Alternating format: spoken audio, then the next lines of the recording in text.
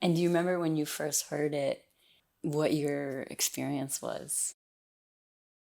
Yeah, that's a good question. So I remember Aaron playing me the tapes of these recordings and me loving the emotionality of the music.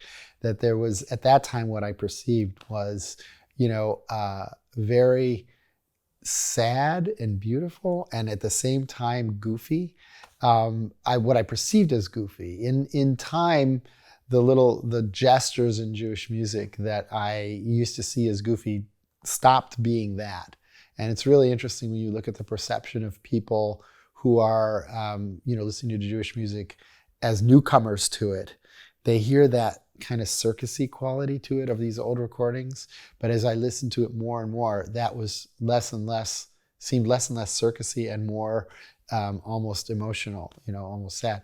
But I remember just thinking that this is a music that is very complex, that it has, influences from different places. It has emotions that are coming in from different avenues.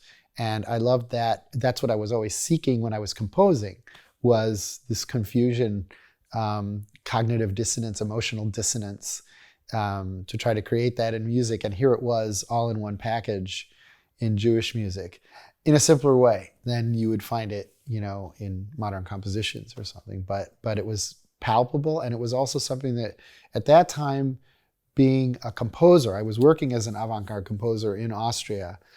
We had founded a composers kind of group that performed each other's music and composed crazy things. And that's a very long process when to write music. And then we didn't have computers when we were writing it. To create the parts, to get people to play it, to rehearse it, and then finally put it on stage. It's a year before you get any one piece done like that. It's just such a slow process, and you're very disconnected as a musician.